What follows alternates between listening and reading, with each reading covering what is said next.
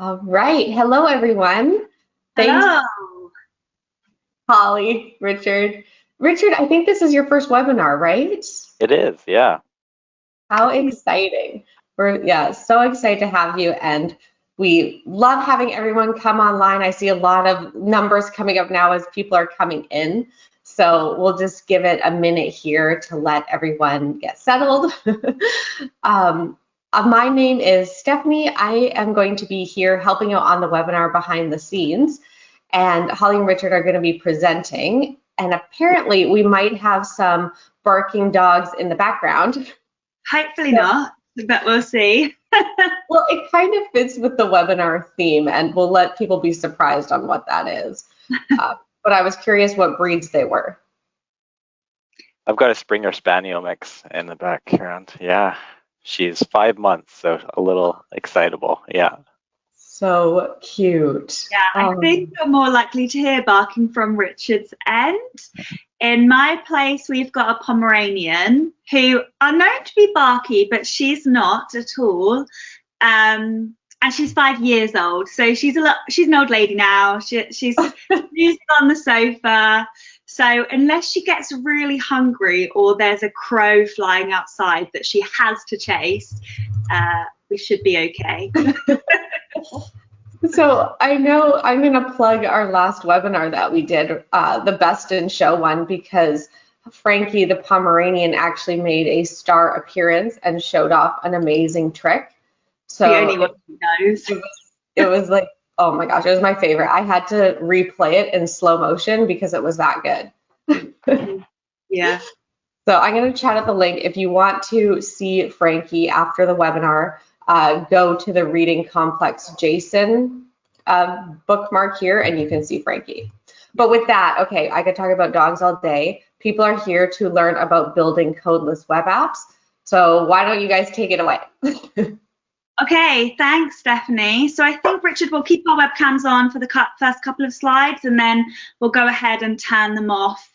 But yeah, so welcome. Thank you everybody for joining us, especially those of you who it might be later in the day. So if you've not got your morning coffee, maybe an evening glass of wine to get you through this next hour.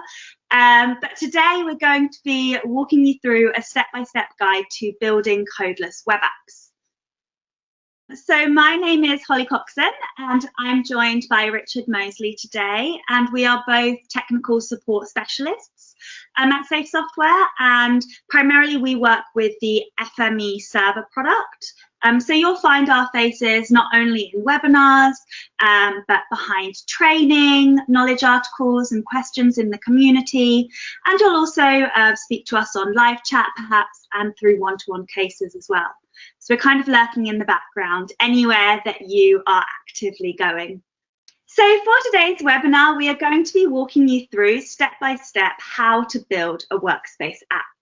So we're going to start by briefly outlining the story of what the app is going to accomplish, and then we'll spend the remainder of the session giving a demonstration and highlighting the key considerations at every stage to building the app.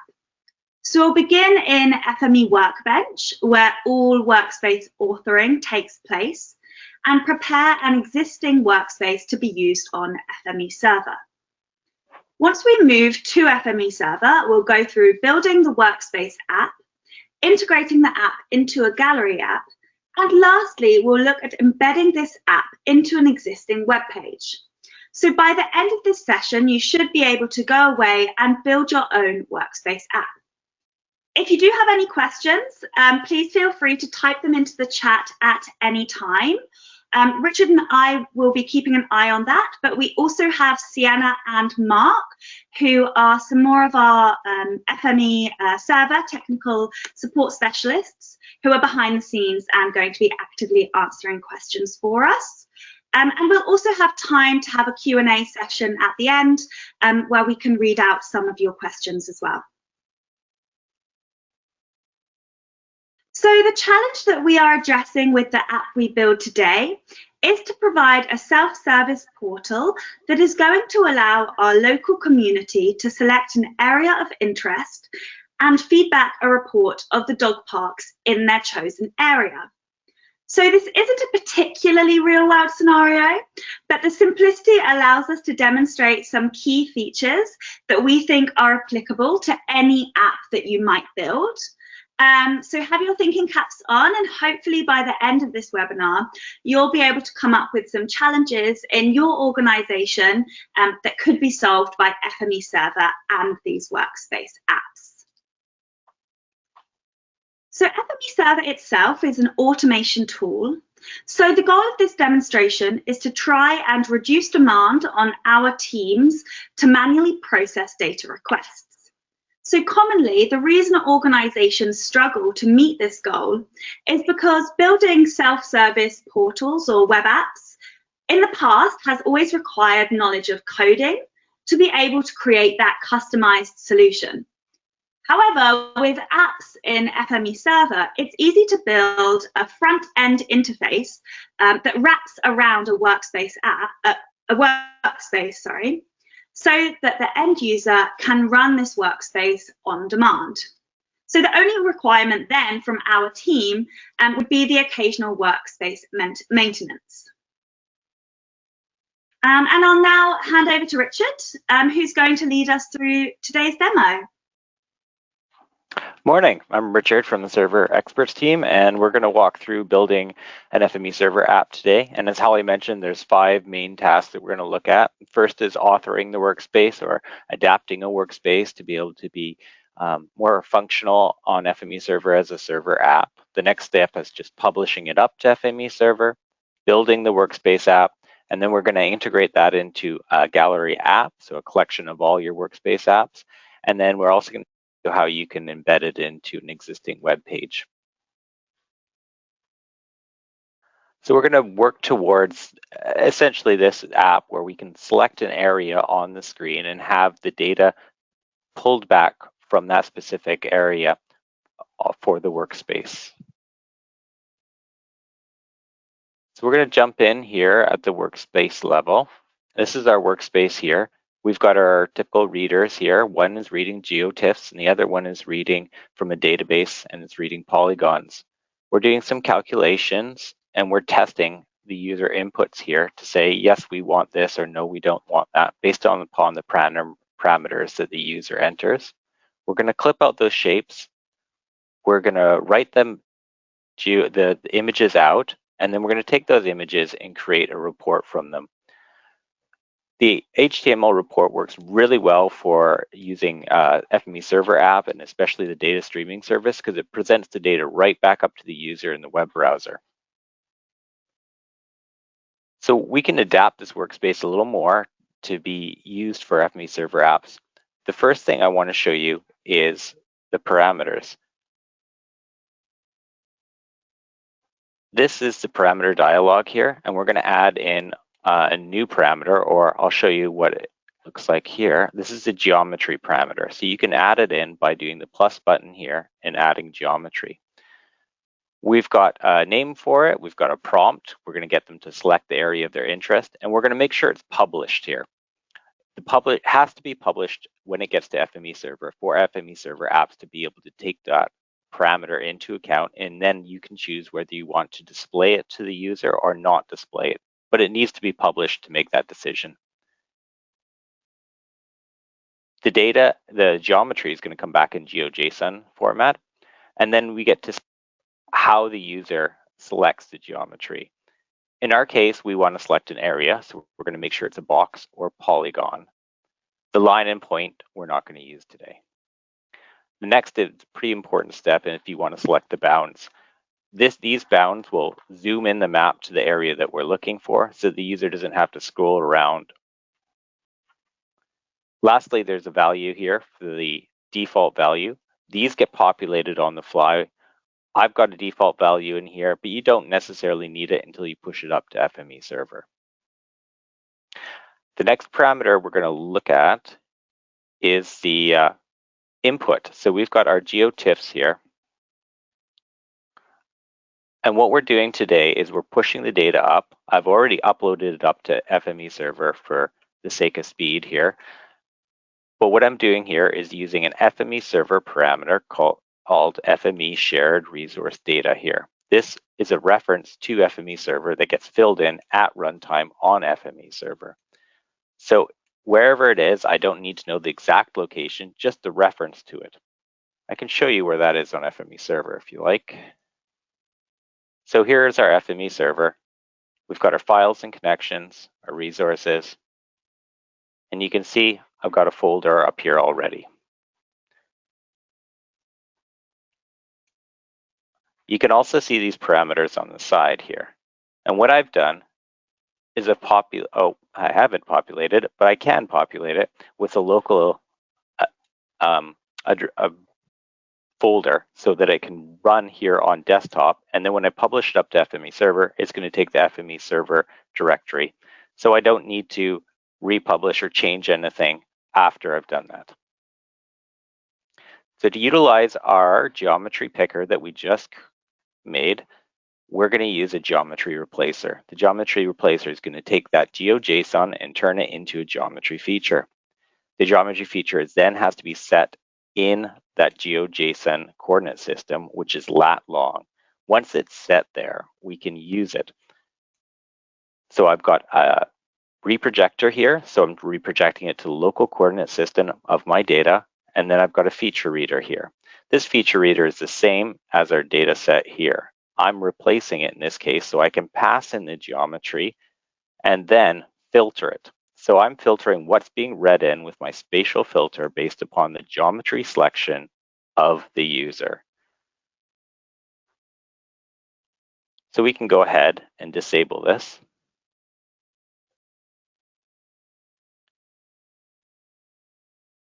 And connect up the workflow.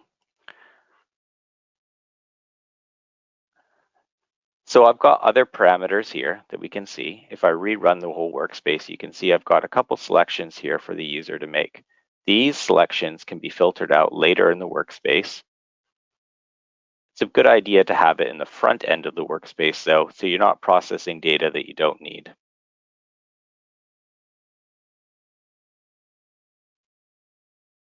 And that's about it for creating or authoring the workspace. Pass it off to Holly now. Yeah, so just to wrap up this first step and the key things that we are trying to highlight. So the main takeaway is when you are looking to move an existing workspace or create a new workspace to use in FME Server, you're going to need to take a slightly different approach to actually authoring that workspace. And you need to start to think about what the end user wants to achieve when they run this workspace. So because they are not going to be able to edit the workspace themselves, it's important that you, as the workspace author, makes use of these user parameters. Because user parameters enable that end user to input values that can control the course of the transformation. So in our case, the addition of the geometry picker demonstrates how rather than using that PostGIS reader to read in the entire data set, we can actually let the end user choose only the area of interest that they care about. So not only does this tailor the end result to their specifications, but it also speeds up the transformation process because we're able to perform that spatial filter in the feature reader. So we're actually reading in less data to start with. So yeah, another consideration when authoring your workspace for use in FME Server is to actually make use of these FME Server parameters. So you might have spotted these in the navigation panel of FME Desktop before, but perhaps you're not quite familiar with exactly what these were all about. So these are sort of similar to user parameters, but they're a predefined set of parameters that reference settings in FME Server. So they don't serve too much purpose if you're only running your workspace on FME Desktop. But once a workspace is running on FME Server, if it specifies one of these parameters, then those values will be populated. And these values can change as some are specific to the job request.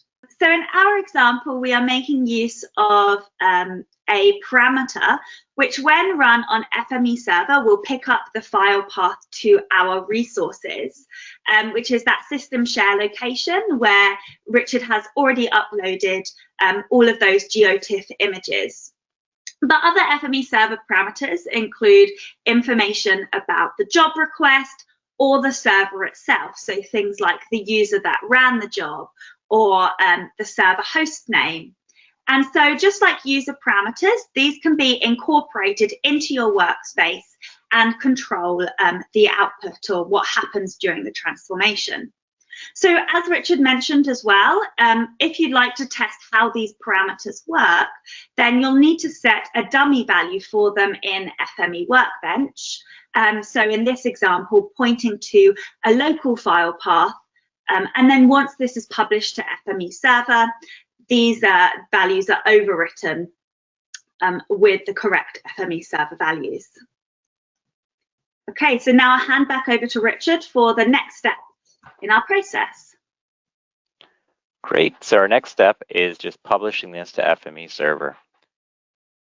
So I've got our database, our server connection here set up already. Don't need to do anything there.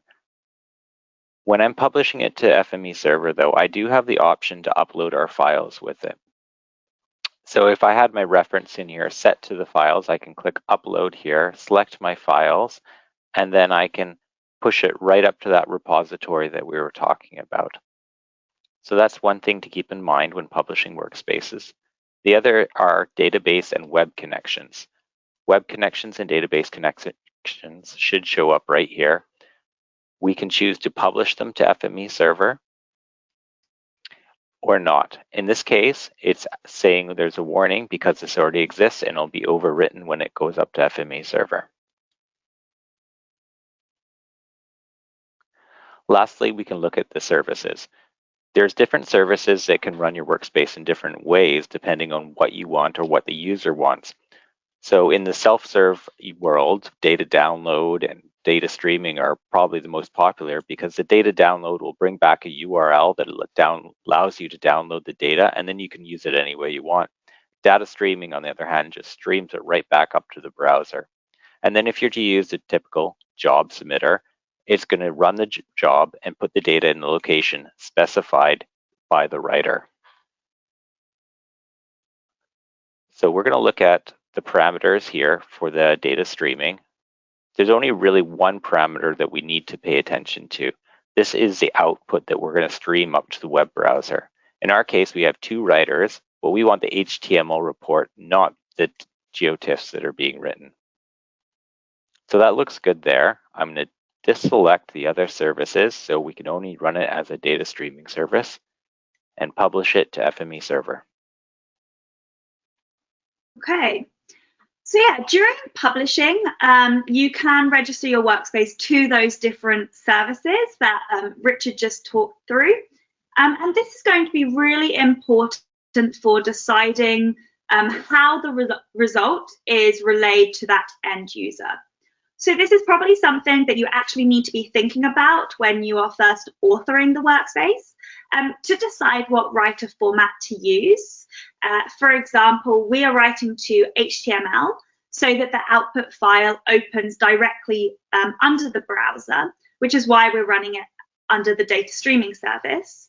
But if you were perhaps running it under the data download service, you might choose to write to a different format, such as PDF, which is maybe more user-friendly, so that might meet your needs better.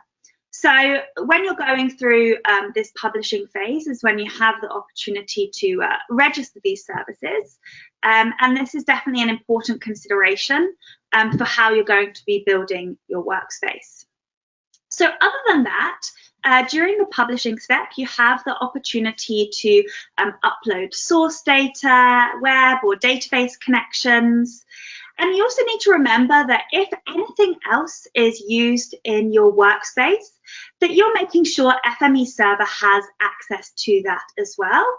FME Server and FME Desktop are two distinct applications, so they don't share the same information.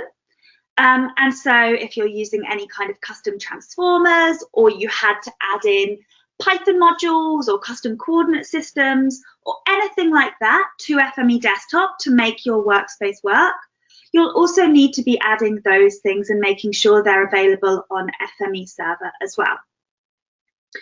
And so the last thing, just a reminder, is to always verify that your workspace runs successfully before you publish it to FME Server, and once it's on FME Server before you start building out your automation process. So testing at every stage is really going to make troubleshooting, if anything goes wrong, much easier. Great. So now we're going to take a look at FME Server. This is our FME Server interface here, and we've got our workspaces. We'll see if our workspace came up here. You can view it either from or run it from a run workspace, or your workspaces here shows all of them. We uploaded ours to Parks, and we've got our Park Finder here. So you can run the job directly from here and see all the parameters that we've set. We can make our choices and run it from here. It returns the report right back up to us with the data streaming service. So we're going to take this process and we're going to make it into a server app. So we're going to go back to our server apps and build a Workspace app. So we can give it a name here. We can give it a title. We can give it a little description or tell people what it does. We'll select a repository. We'll select the workspace.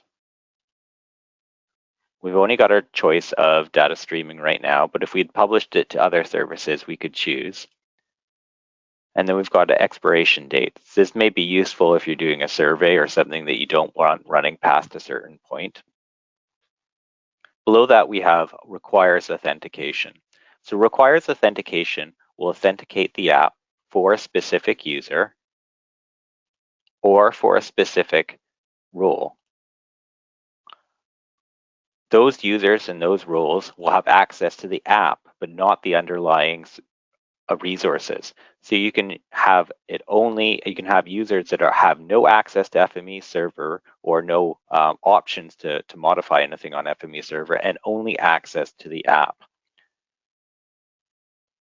There's also a button or a toggle here to allow the user to upload data. So if you want the user to be able to upload data, process that data against other data or other things going on and return it, you're allowed to do that too.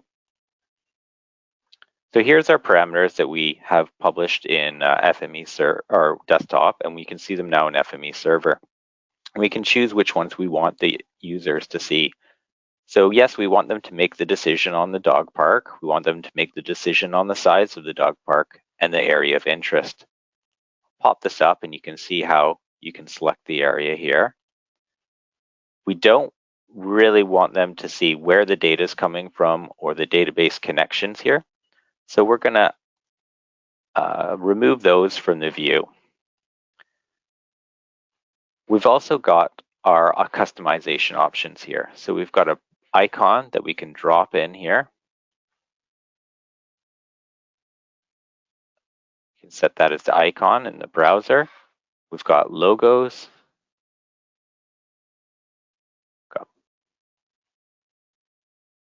banners that we can use.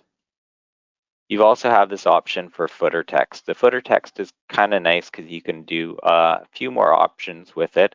You can connect it to an image that is on the web already. You can add in others.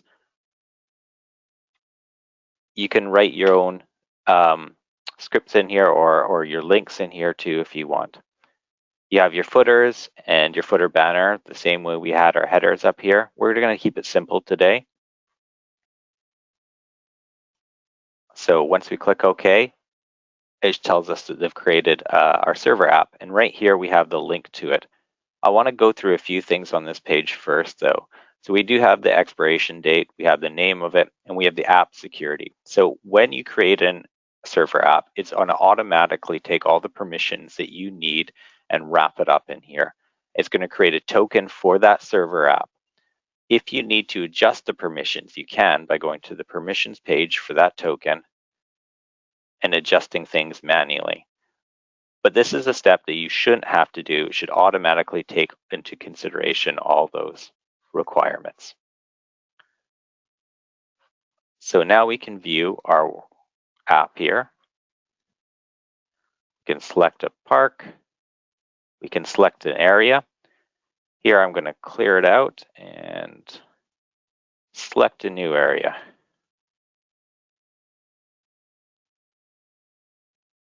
And you see how that populates it with our GeoJSON, and we can run it again.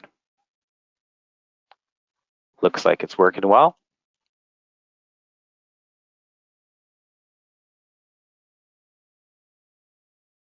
Before I dive into app security, I just wanted to mention one thing about Richard when he created that server app. A question that some of you might be asking is why did we publish up user parameters and then not display them in the app? So the source data set and also the connection. And the reason that we chose to do that was because even though we don't want the end user to edit that source data set or the connection name, that might be something that we need to change down the line. Perhaps we have some updated aerial imagery that we'd like to provide, some new parks in place. And so by adding those as user parameters, it means that myself or Richard or you as the workspace author can easily go and still update that file path or connection without having to download, make changes to the workspace, and then republish it. So user parameters are valuable for us as the author and managing the workspace behind the scenes, as well as giving control to that end user who'll be actually running that workspace app. But yeah, so how easy was that to actually build your workspace app? Was as simple as filling in a couple of parameters to define what you want the app to look like. But there are a couple of things that I wanted to highlight. So Richard already went over this, but just to recap, as it's one of the more confusing parts of building the app, is the security side of things.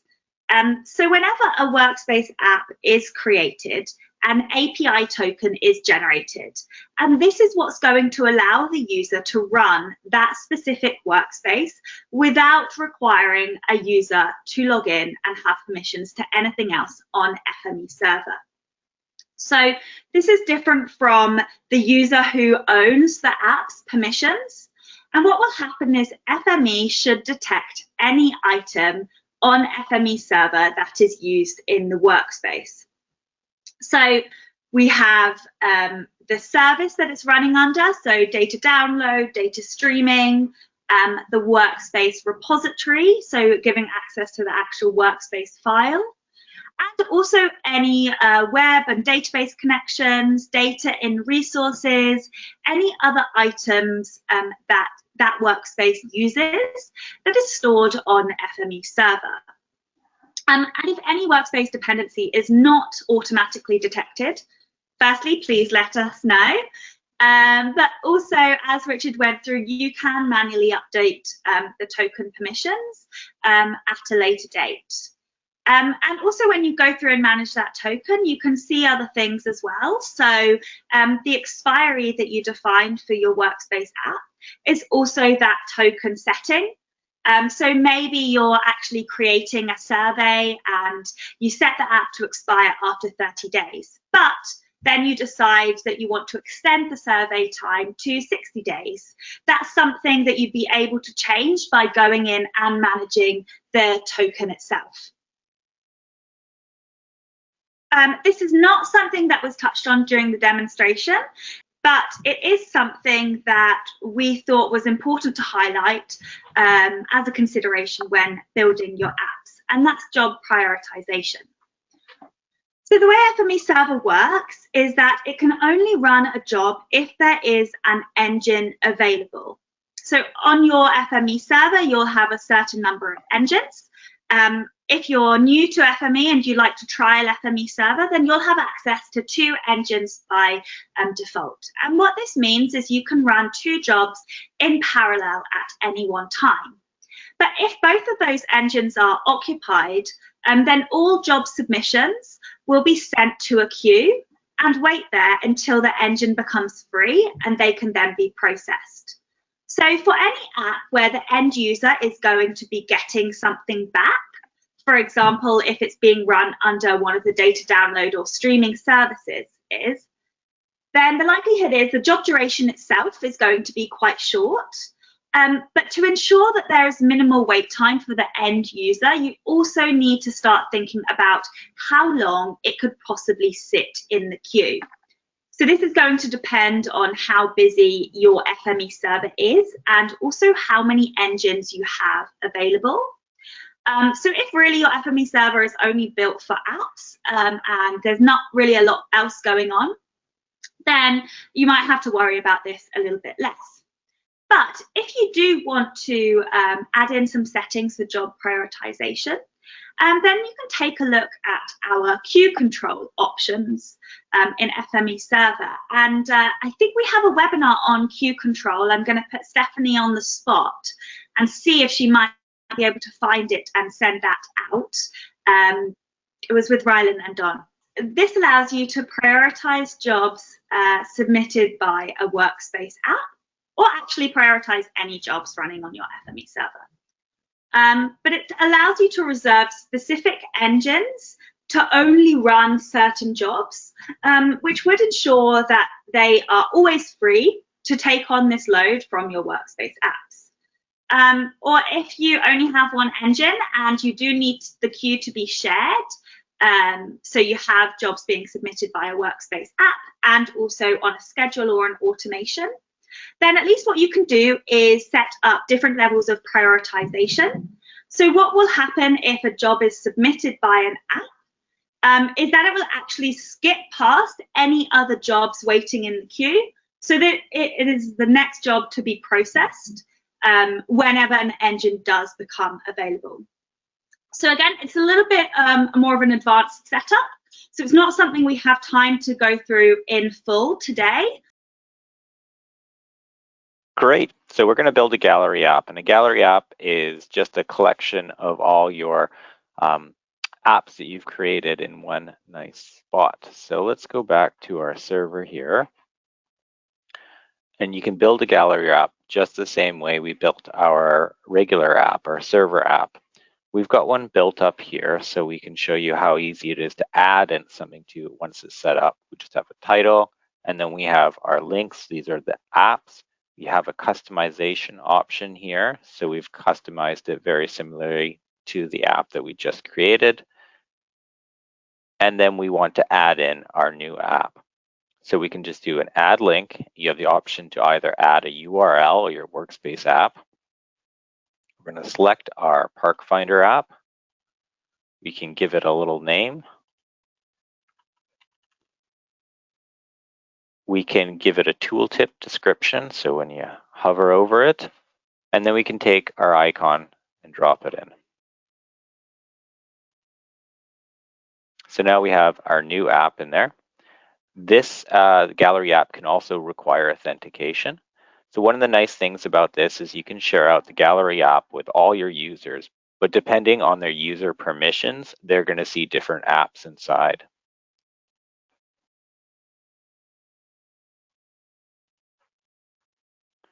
Again, we have our link here, so let's just open it up and take a look.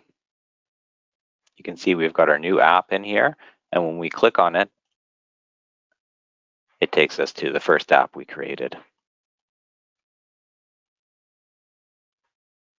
So that's it for gallery apps. It's pretty simple. Okay, yeah, again, how easy, how quick, just filled in a couple of parameters and you have a home page for all of your apps and also any other URL resources that you'd like to provide to that end user. So in our app, we decided not to enable the require authentication option because the purpose of this app is that it's designed for use by the general public We don't want to restrict who can or cannot find the closest dog park to them. However, if you would like to restrict access to the app, as Richard demonstrated, you can enable the require authentication option. And this allows you to specify either users or roles on FME Server. So under these settings, if you were to access a Workspace app, you'd first be presented with a login screen before you'd have access to fill in these parameters and run them. So then the Gallery app acts as a home page where you can share all of your Workspace apps. And if a Gallery and a Workspace app are both configured to have required authentication enabled, then the Gallery app will actually only display Workspace apps that the logged in user has access to. So on the slide here, we have two screenshots on the left and the right hand side of Gallery apps. And this is actually exactly the same URL link, but with two different users logged in. So one user has been given permissions to a couple of Workspace apps that another user hasn't. And so what they see on their kind of landing page is different. So what this means is that you can actually create and manage a kind of single app that can be shared across different teams, perhaps within your organization, or different external users as well. And then you can give, they'll be able to see different Workspace apps depending on those permissions that have been granted. So this makes it much easier for you to kind of create and manage a single app. Okay, and we're moving on to the final step of the demonstration. Great. So we're going to show you, when we know this is a no-code webinar, so we don't want to get into the code too much, but we know a lot of organizations have their own web pages and they want to host it up. One of the nice things about FME Server Apps is you can create a link to your apps, and then if any of the apps need to be updated or your gallery needs to be updated, you don't need to go back page and update it. It can be automatically updated from FME Server. So we're just going to show you a simple example here. We have this web page example, and our developers have put in an iframe here, a nice little box here where we're going to put in our gallery app. So we've got our code here. We're going to go back to FME Server. We're going to grab our link.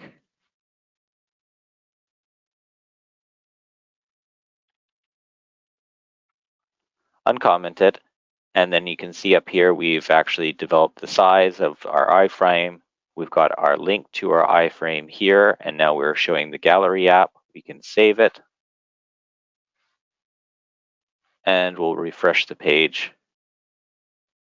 And our gallery app shows up. So we can adjust this on the FME server side now, so we don't ever have to touch this page again if we don't want to. As Richard said, we advertised a Codeless Building Web Apps webinar, and then we went up and pulled out an HTML file and started editing it.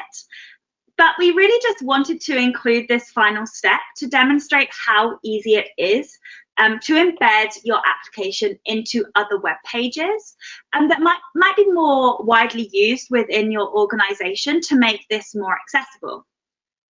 So we were using an iframe, which is simply a tag in HTML that allows you to place that URL into this code, and voila, it's presented, again, wrapped around a more complex web page. So this step itself is likely something that you as the FME architect would never actually have to do. In our case, it's something that we'd be working with our digital marketing team. We would provide them with the app, and then they'd set up the rest.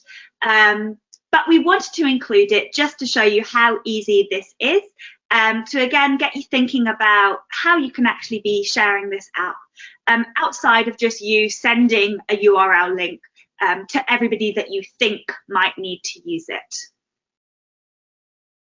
Demonstration is kind of all wrapped up now. So what are the main tips that we'd like you to take away to go and build your first app?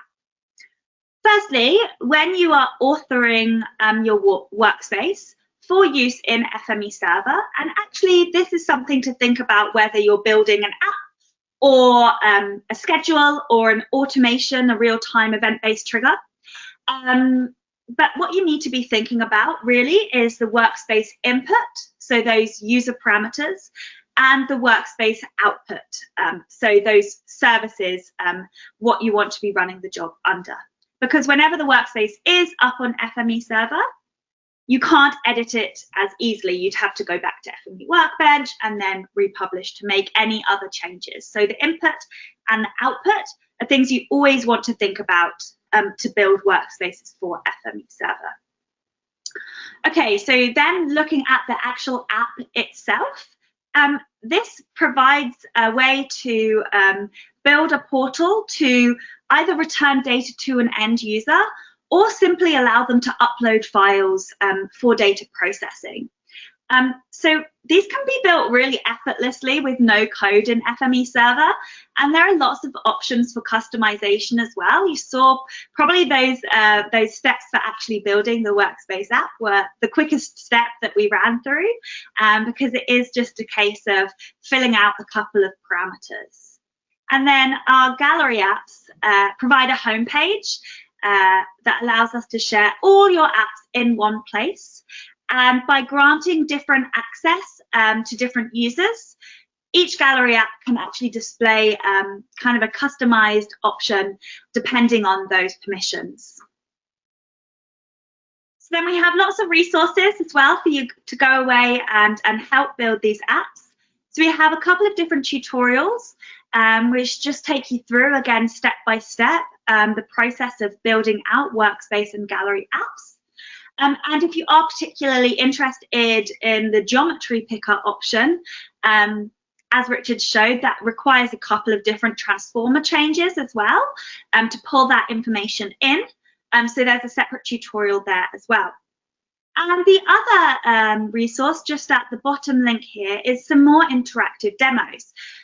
So we have on our website lots of server apps that are embedded. So exactly the page that we just showed you in step 5, all sorts of different server apps, which again, hopefully if you still can't think of any reason to use a Workspace app in your organization, hopefully if you go and visit that demos page, you'll be brimming with ideas afterwards because there's lots of choices there. Okay, so if you are completely new to FME Server, then you can grab a free trial to be able to try this yourself. We'll also be including the final workspace as a download when this webinar recording becomes available as well. So you can edit the workspace, update your own data, and then build your own app following along with our steps as well. I did mention downloading 2021 here, which is what we used in the demo today. But server apps have been around, I believe, since 2019 and gallery apps since 2020. So you might notice perhaps a few more limited options if you're using an earlier version of FME, but they definitely are still available to you if you are on an older FME server as well. Okay, so that's about it from Richard and I today. We have about 10 minutes remaining.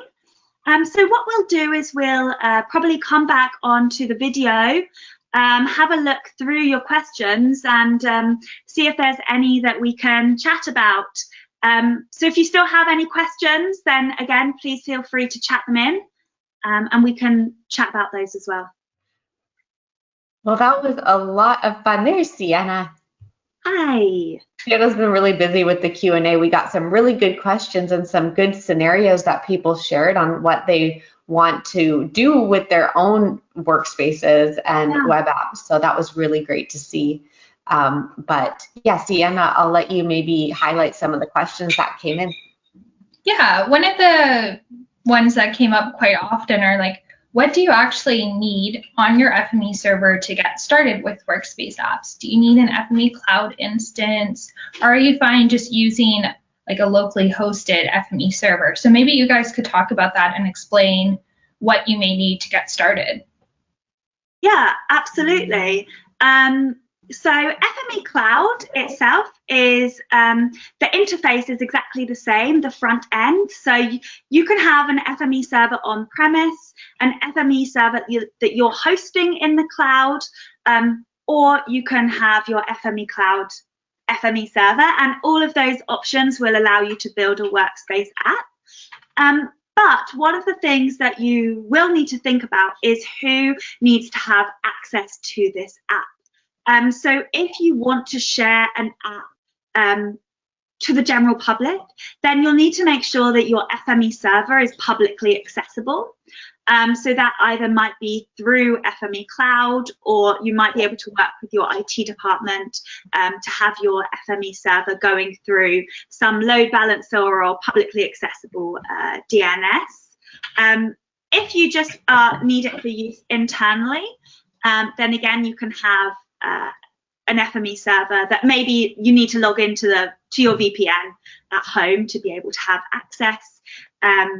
So really, again, depending on the needs of your app is going to depend on exactly what you need to do to your FME server to make it accessible. Okay, great answer, Holly. Another one that came up quite a bit is, so currently in FME Server Apps, we just have the one background map you can use in the location picker. So someone was wondering, what if that doesn't work for you? You need to have another one. What would you do in that case? Yeah, that's a great question. I don't know if there's an option to customize that back-end map. But in that case, probably what you might need to do is go to a customized solution where you've kind of built your own script and you're hosting your own map. Richard, I don't know if you had any thoughts on that one. Oh, Richard, I think you're muted. Your sound, Richard, I think. It's an option that we've seen, and we are looking into it, the ability to choose the maps in the back end if that's what you're looking for specifically. If you're worried about it hosting, that's another concern. And as Holly said, you might want to make your own custom map there and use the back end that you want. Yeah, I just thought I'll have a look on our safe.com/demos site, because as well as server apps, we also have some custom web application solutions there that actually work with our REST API. I'll just send one through the chat. So this is just an example. But again, it's using your own map with a more custom solution written in code. Okay, perfect. I think that was basically the main themes of the questions today. There was another one about taking a kind of like a deeper look at user parameters in FME Desktop. Are you aware of any resources that we have online to do that? Yeah, I'm not sure. I would think we'd have some tutorial, as they are pretty common and useful, but it might be something that we've overlooked. I think, as far as my knowledge, I think probably your best bet is to go actually to the FME Server Authoring course, because there we talk a lot about using FME user parameters in FME Server and kind of how to set them up. So that is available online at safe.com/training. Yeah. As far as my knowledge, I think that might be the best place to go if you're looking at creating an app and using user parameters to do so. Richard, it looks like you might be thinking of something. We do also have an article online about the new parameter manager that we produced in the 2120 product. So you can have a look at that too, and I'll link that out here, pass that out. Yeah, I think a mention of the training is a really good shout though, Sienna. If you are brand new to FME Server, then our authoring training course is going to introduce you to all of the basics of moving from Workbench to Server. And so there's lots of exercises in there. Again, there's definitely one chapter which focuses on published parameters, but also just all of the exercises use parameters in some fashion. So just going through them and familiarizing yourself with those published parameters would be definitely a good idea there. Yeah, so I think that's basically it. There's not a lot of questions still coming in. So maybe we could leave off with like what you would use an FME server app for. Like, what have you built that you think is really useful? Because we do use them internally as well. The one I'm thinking of is we have like a scheduling app that reaches out to our Salesforce. So we use Salesforce if we have cases, and if we're away, we can go to an FME server app and set up the schedule when we're away, and that will ping our team via Slack to let them know like we're away and there's someone waiting for a response from us. So I think that's a really good one. Yeah, I think actually all of the Slack integrations, there's a whole host of them, not just in Salesforce, but in we monitor the community, in our back-end kind of bug reporting system, and a lot of those kind of will use FME Server in some capacity, maybe not apps, but definitely we use FME Server for that integration. I also know that one of our co-workers has built a number of apps specifically for the sales team. Less useful now, as we're not really touring the globe as we used to, but had some apps available to kind of say where they were heading out on a conference and be able to pull up data and information about kind of our accounts in that location as well. That's another one that I've seen just for internal use only. I know in the webinar that we shared out earlier, the creating no-code web apps with FME Server, Chris created just like a web app just for that webinar in itself that we chatted out to the audience and people got to like interact with it. So even just for an example like that, it was just a webinar, but we were able to build this app and get a lot of use out of it. Yeah, absolutely. Yeah, I think that app provided webinar materials and different, kind of like the resources slide that we have here today. Yeah. Awesome. I did just see one other question come in about why tokens are managed under the user settings rather than a section in FME Server. I'm not 100% certain, but I believe this is because for legacy reasons, prior to 2019, maybe prior to 2018, you would only be able to create a single token that had all the same permissions as your user. So it was a user setting. And that was the token that needed to be used to create these more customized solutions with the REST API. And so now we have the ability to generate API tokens through Workspace Apps, as well as creating API tokens with customized permissions for REST API use as well. And then also when you log into FME Server, different session tokens are also just created for while you're live in that session. So it's kind of is managed per user. Definitely, if you think it should be pulled out and managed in a different way, then I would post an idea, add your kind of comments and reasoning, because this kind of feedback is always very welcomed to our product managers who make the decisions on what we add and change in FME Server. That's great. So yeah, I think with that, we're right on time, and we can probably close this down, but leave it running for a couple minutes just in case anyone has any last questions. We can answer it behind the scenes. I will say for the 13% that was new to FME, thank you so much for joining us today. And I'm going to chat out a link to the FME Academy. It's a new training program that we have. And if you're brand new to FME, you might find this super helpful to get started. So check that out. Anyone else as well, you can always reach us in the community if you have more questions at safe.com/community. But with that, great job, Richard, on your first webinar. Yeah, great job. We appreciate it. And all the dogs behaved, and there will be lots of dogs and dogs. I think you should go to the dog park now to celebrate. Yeah, well, I just had the heaviest rain I think I've ever seen in my time in Vancouver, so might be staying inside today. We'll see. Yep, welcome to Vancouver. Yeah. Cool. Thank you all. Thank you, everybody that joined us today, and have a great rest of your day, evening. Thanks. Awesome. Bye.